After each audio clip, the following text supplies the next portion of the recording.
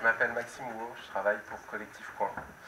Et on va passer les prochaines minutes à discuter un petit peu de ce qu'on fait chez Collectif Coin. Collectif Coin, c'est une compagnie française qui est basée à Grenoble et qui ne sait pas faire de PowerPoint, comme vous pouvez le voir. Tu vois, je te l'avais dit que... Non. On va réessayer vite fait. Ouais.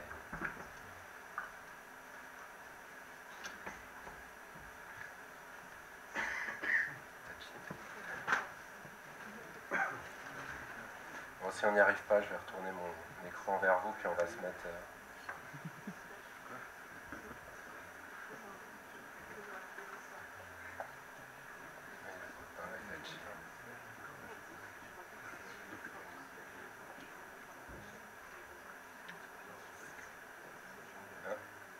Tadam!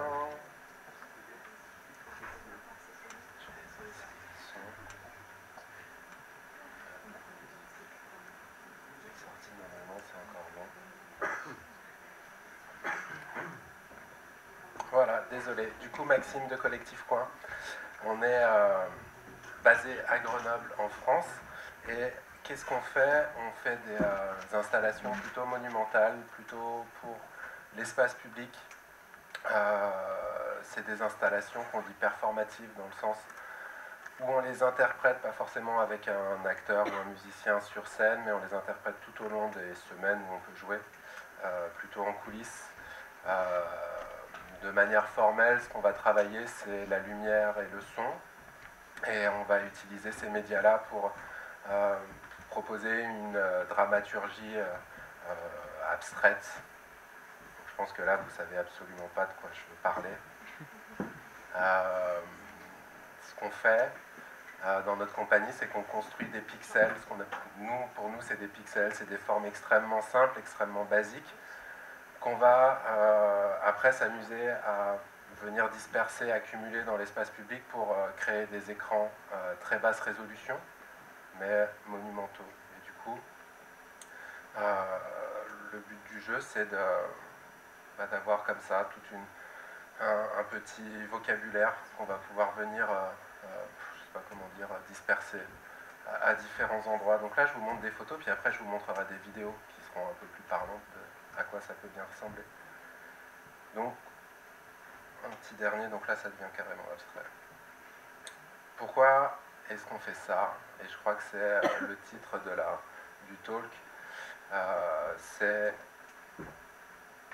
Je pars d'un postulat comme quoi la réalité serait une représentation discrétisée du monde.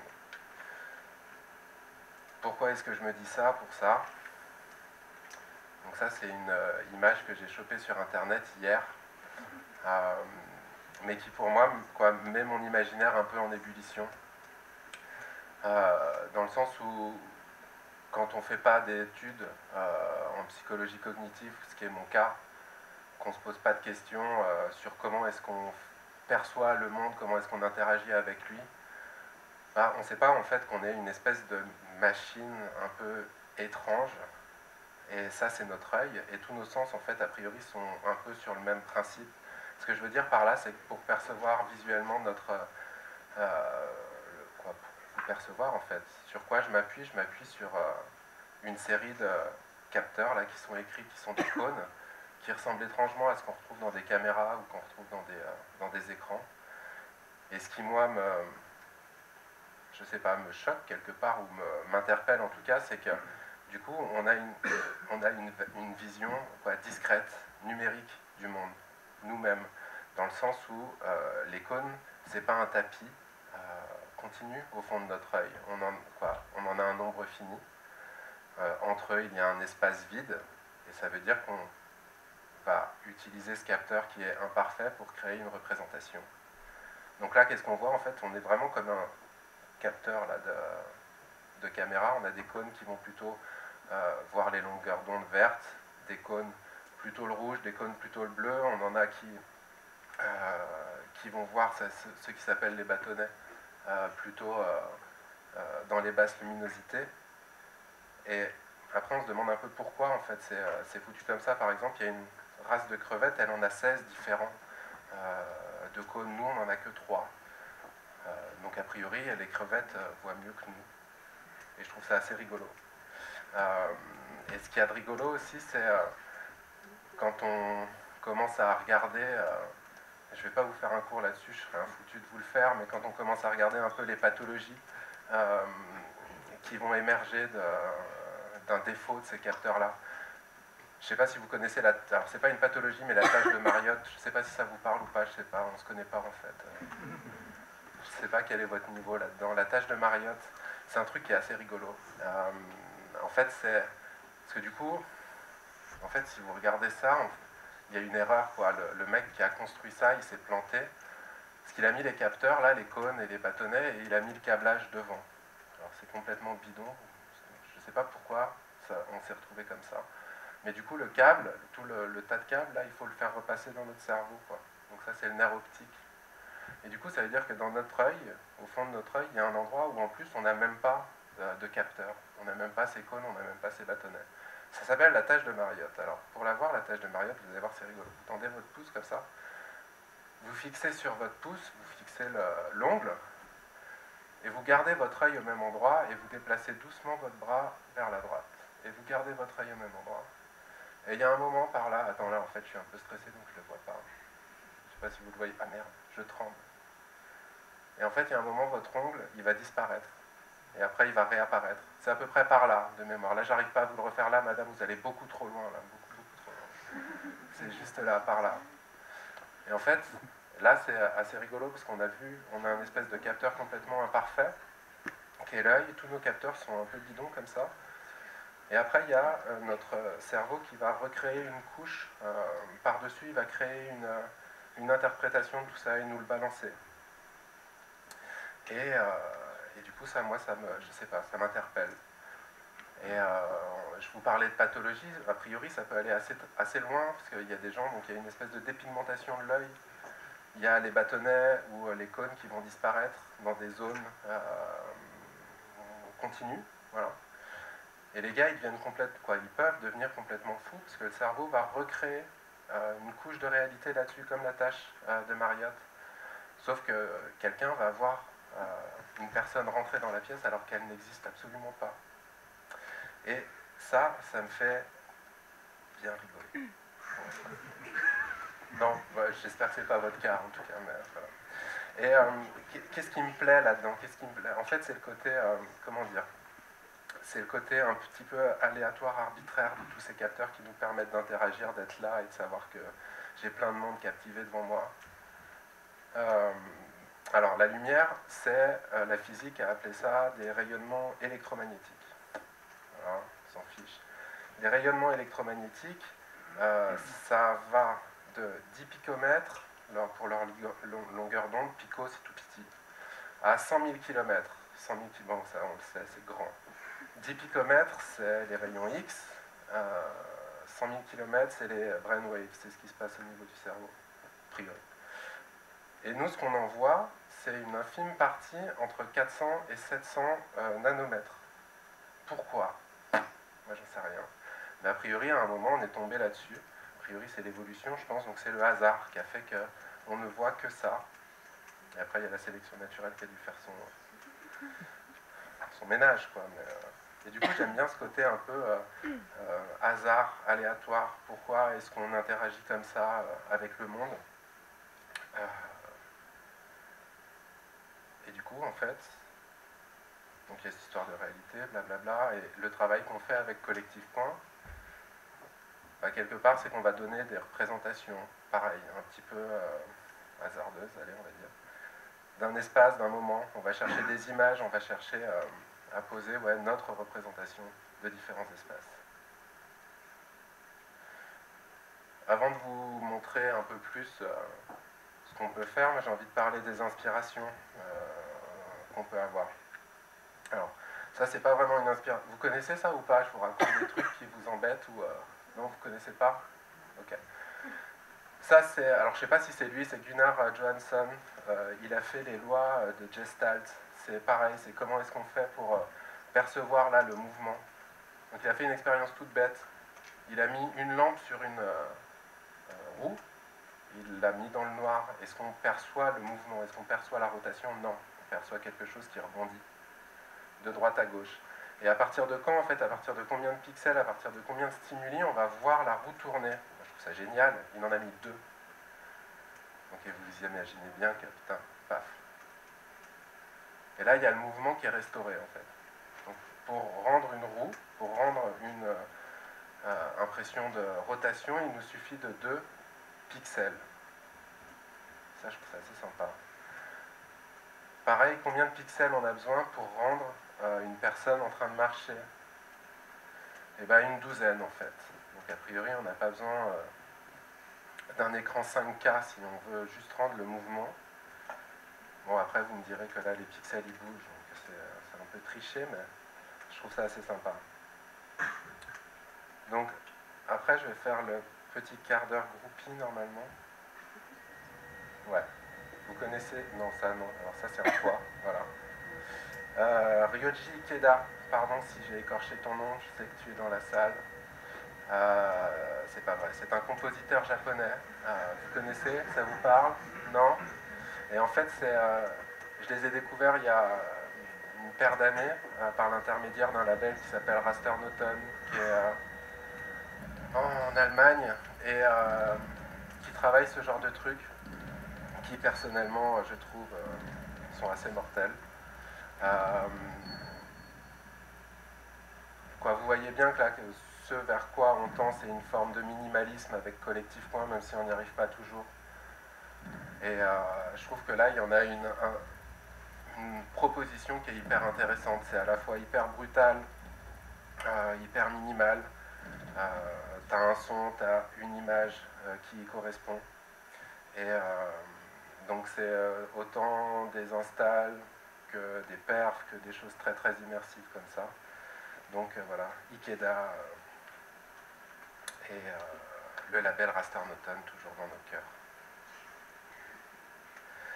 On va encore faire un petit quart d'heure, non pas quart d'heure, mais groupie, pareil, Zaimoun. Lui, malheureusement, je n'ai jamais pu voir en vrai de vrai ses installs, mais par contre, elle me bluffe complètement. C'est a priori un artiste suisse et qui va faire des choses comme ça, qui va chercher à construire des architectures autant sonores que visuelles. C'est des architectures à chaque fois en mouvement, à chaque fois fabriquées avec des objets tout bidons, des cartons. Et voilà, il y a une espèce de rythme mécanique qui va se mettre en place. Il y a une espèce comme ça de petit brouillard sonore qui va émerger. Et en fait, ce que j'adore là-dedans, c'est l'accumulation. Moi, je l'imagine, alors je ne sais pas s'il a des armées d'assistants, mais je pense pas, mais je l'imagine dans son atelier en train de scotcher tous ces cartons pendant des jours et des jours, mettre des petits moteurs dedans. Et ça me parle énormément. Voilà. Collectif, quoi. C'est nous. Du coup, une fois que je vous ai dit tout ça, comment est-ce que ça se retranscrit dans notre travail? Je vous l'ai déjà dit un petit peu, c'est des histoires de dispositifs, c'est des histoires de pixels qu'on fabrique. Et chaque pixel, chaque dispositif va nous servir à proposer un type de représentation. Le premier, donc on a vu une image tout à l'heure, on l'a appelé Childhood. L'idée, c'était de jouer avec les ballons de baudruche qu'on a tous eu aussi dans notre enfance quand ils étaient gonflés d'hélium et qu'on allait à la fête foraine. C'était quand même un peu quelque chose. Et du coup, ce qu'on a fait, c'est qu'on a juste construit des petits bouchons comme ça qui sont étanches à l'hélium. Alors ça, je vous propose d'essayer de le faire chez vous, c'est assez rigolo. Parce que l'hélium, c'est tout petit comme molécule, donc ça fuit. C'est un enfer. Des petits bouchons, une LED au bout, un fil qui va vers un driver, et puis on en a 256, et puis après on va s'amuser à aller répartir comme ça pour essayer de détacher, en fait, de proposer une représentation du sol en hauteur, en fait, Donc soit pour faire des, comment dire, on va dire représentation comme ça, très géométrique, là ça se voit pas, mais c'est un espèce de plan incliné. Mais en fait, en intérieur, elle est assez chiante, cette installation, donc si vous êtes programmateur, je vous la déconseille. Pour l'intérieur, ce qu'il y a de beaucoup mieux, c'est en extérieur, parce qu'elle est quand même, elle part aussi du postulat que l'interprète final de ce dispositif, c'est le vent. Et c'est lui qui va décider quelle forme aura cette matrice, quoi. Et des fois, il ne veut pas en fait qu'on la joue, et des fois c'est parfait. Et c'est aussi après ça qu'on va galoper avec Collectif. Différentes photos, puis une petite vidéo.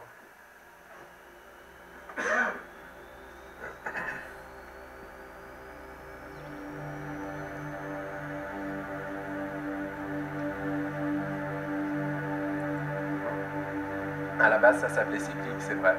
Je vous ai dit que ça s'appelait Childhood, je vous ai menti. Et la première version, en fait, on l'a faite en collaboration avec un artiste qui s'appelle Noista. Et du coup, là, ce qu'on voit, c'est Cyclique, donc c'est son interprétation du dispositif.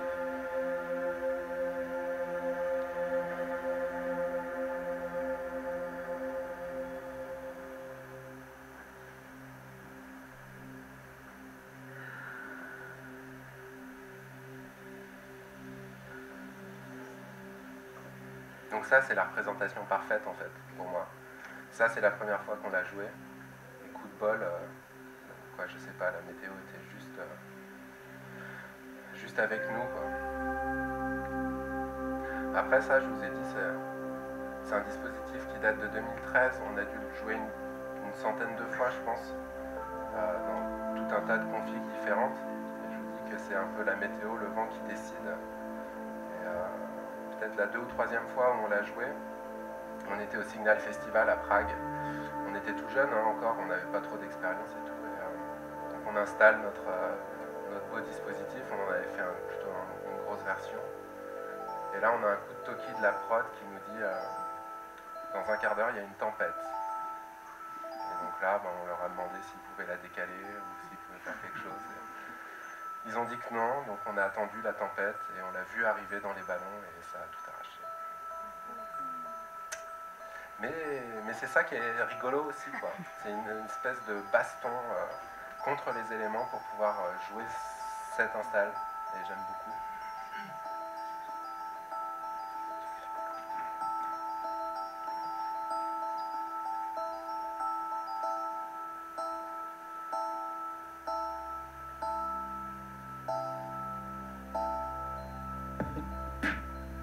Et du coup, là, Bruno, Noesta, Bruno, c'est le prénom de Noesta.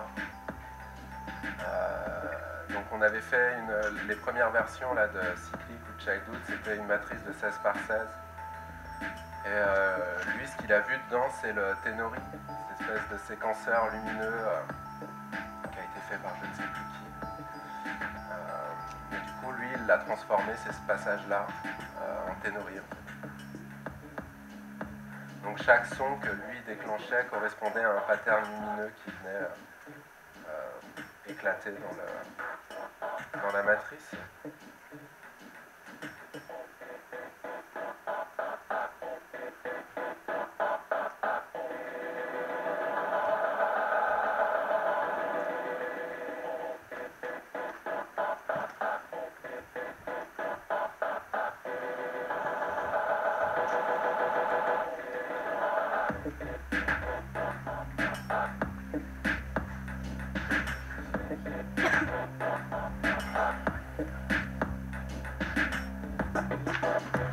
Attends, je vais faire le DJ.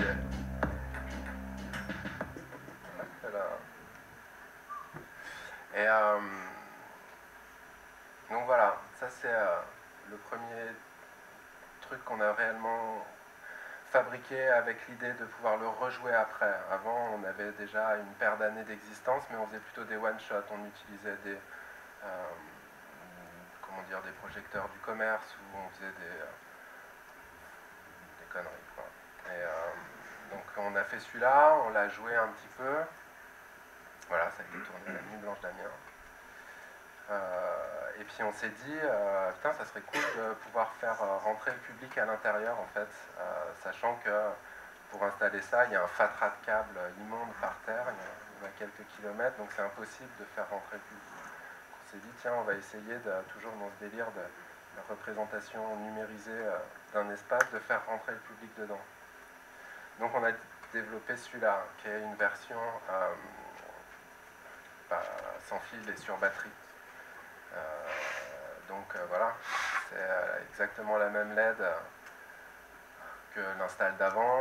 On a fait un petit récepteur HF avec le driver qui va bien, une petite batterie LiPo.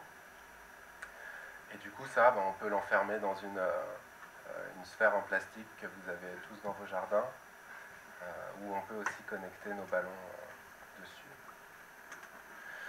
Et du coup, on va pouvoir faire des matrices qui sont beaucoup plus complexes. On va pouvoir travailler sur les courbes, on va pouvoir choisir d'appuyer sur certaines particularités de l'espace, d'en mettre d'autres dans l'ombre, et on va pouvoir permettre, alors là, manque de bol, je pense que j'ai aucune photo où il y a des gens qui sont dedans. Ah bah si, ici.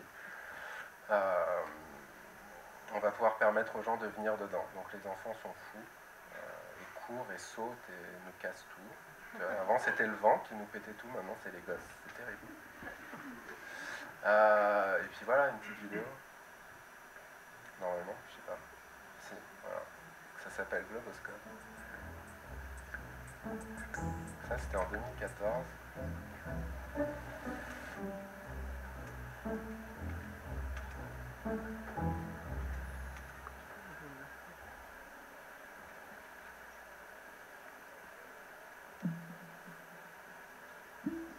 Et du coup, là il n'y a plus vraiment de limite à la taille.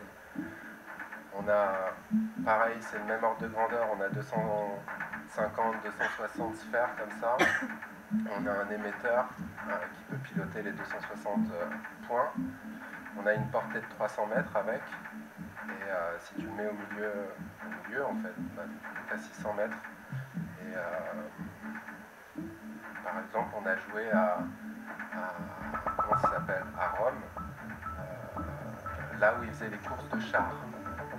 Et c'est énorme comme espace, je vous conseille d'aller voir, c'est vraiment, on n'a plus l'habitude d'avoir des espaces aussi monumentaux. Et on a mis nos sphères au milieu, il y avait 10 mètres entre chaque sphère, c'était absolument gigantesque.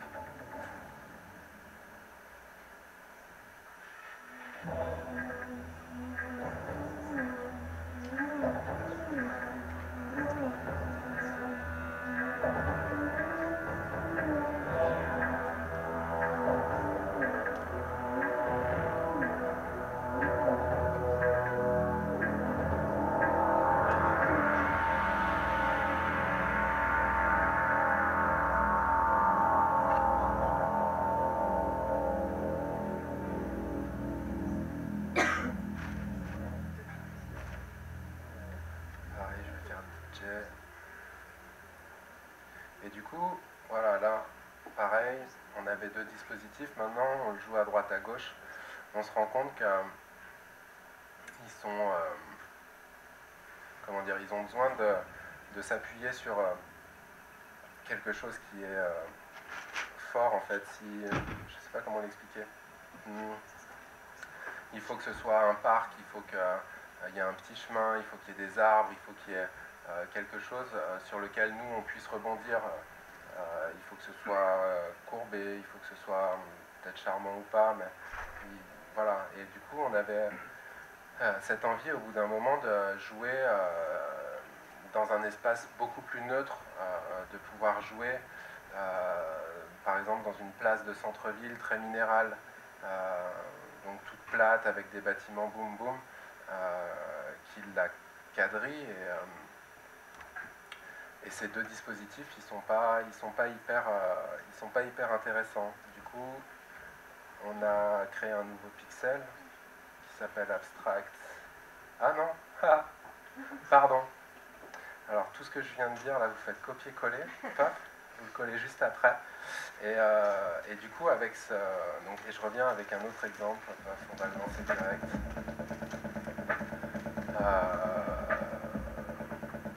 Vu que c'est ces sphères là, je reviens un peu en arrière, vu que ces sphères elles sont très faciles à déployer, on a pu essayer de faire on s'est frotté à la scénographie aussi de soirée techno. Là c'est Jeff Mills qui joue, donc c'était aussi un peu le côté groupie encore une fois. Et du coup voilà, on a créé cette espèce de cage, cet écran LED, encore une fois très très basse résolution pour voir qu'est-ce que ça pouvait faire, comment ça pouvait fonctionner.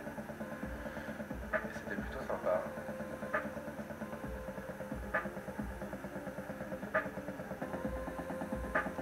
Donc ça on a pu le faire 3-4 fois.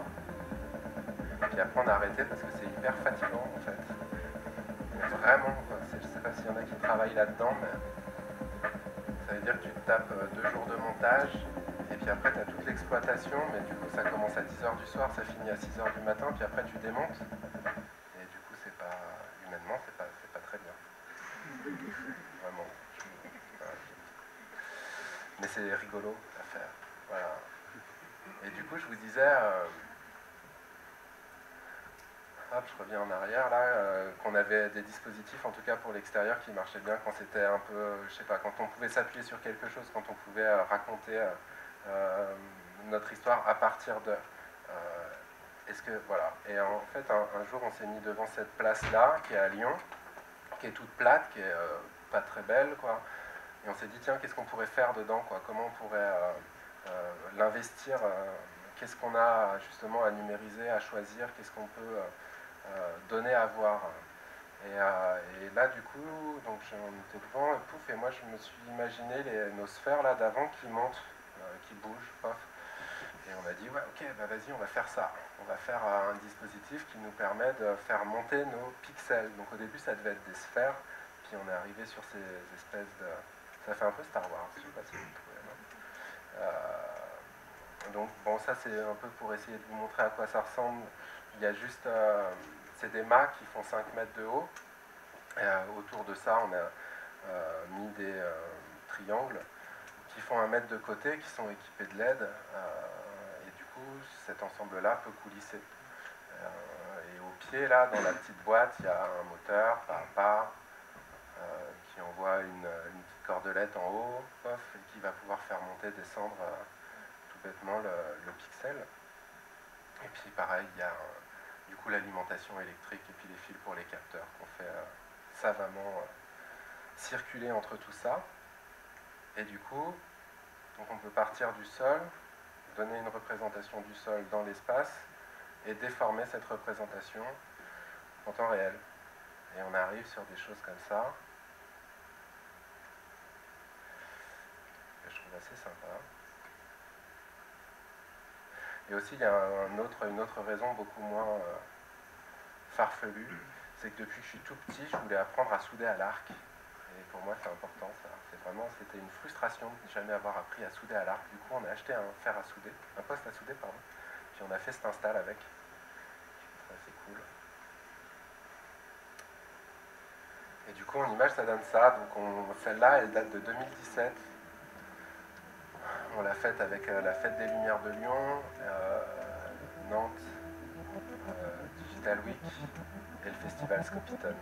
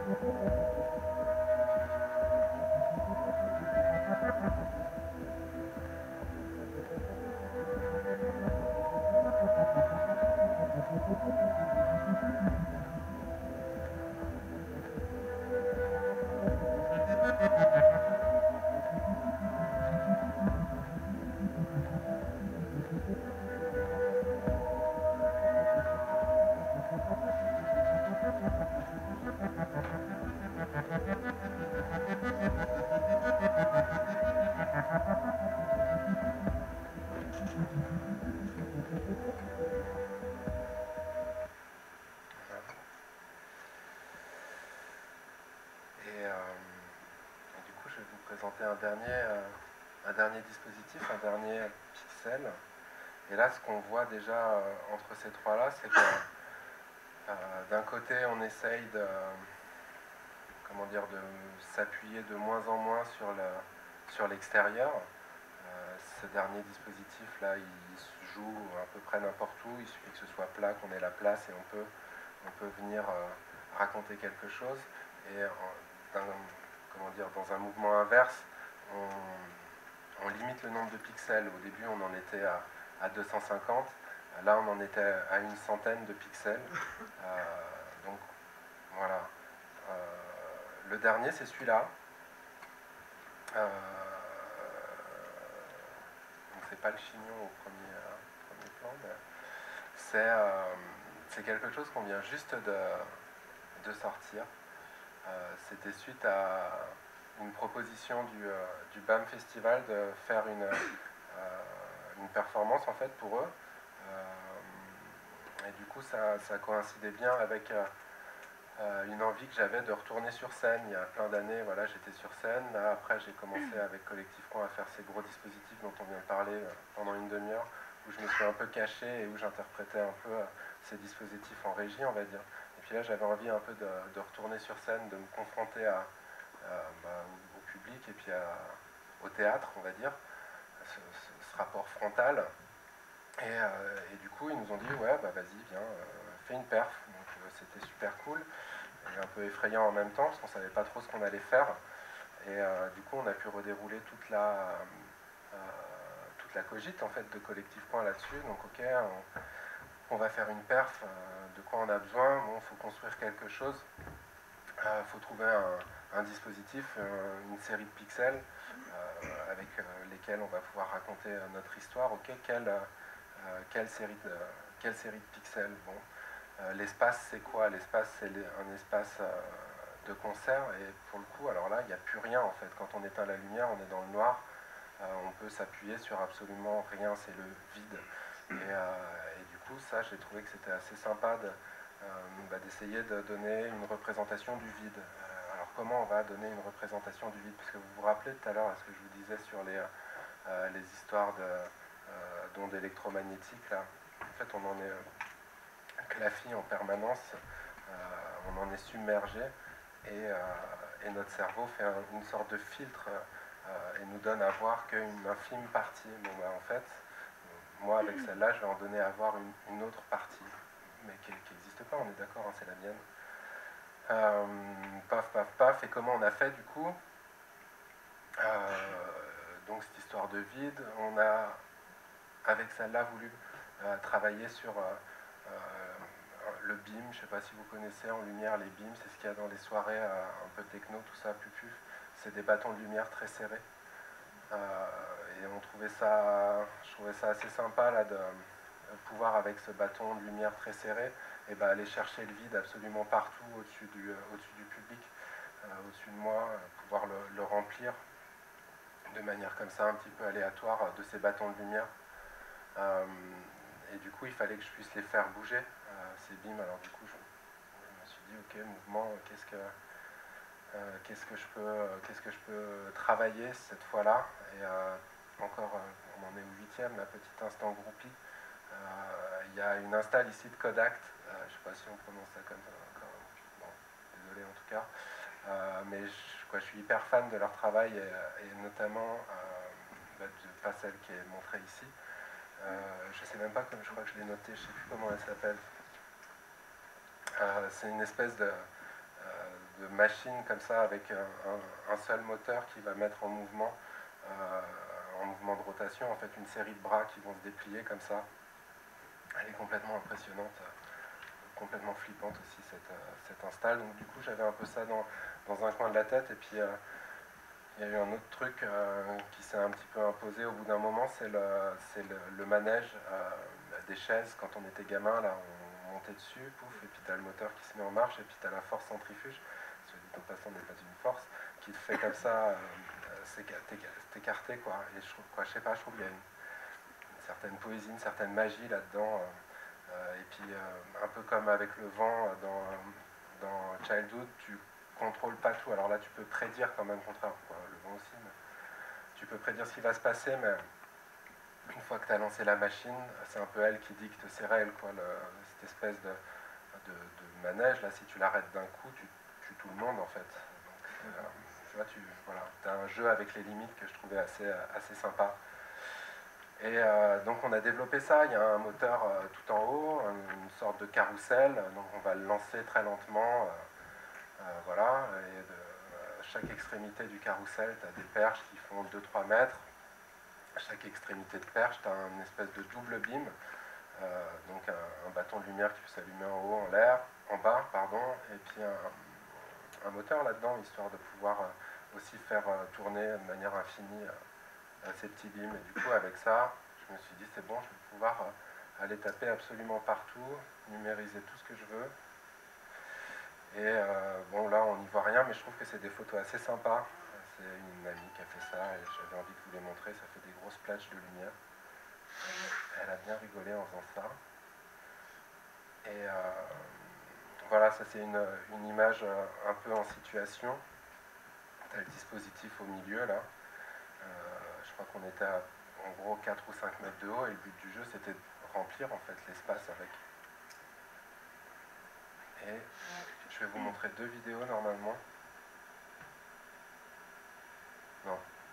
Si. Ça c'est plus en mode teaser.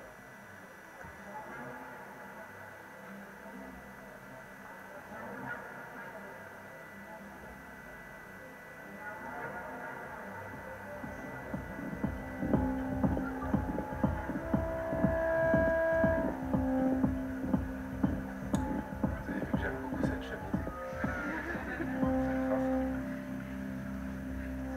Non, je n'ai pas qu'une seule chemise.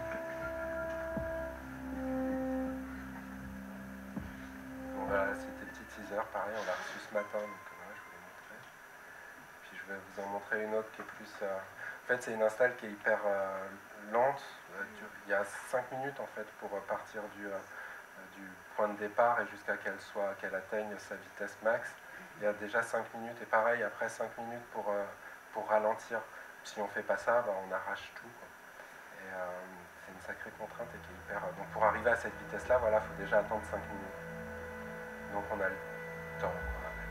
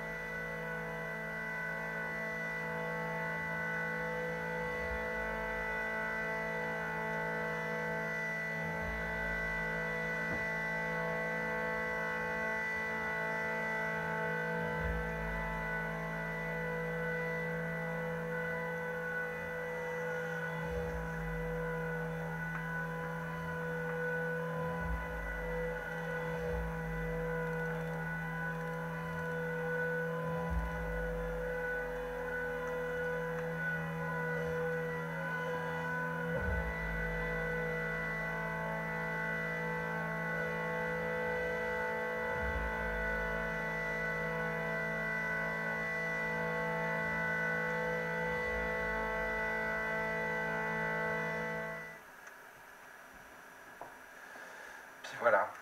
Donc ça c'était notre dernier dispositif. Donc de combien de pixels a-t-on besoin? Ben, là on en a 8.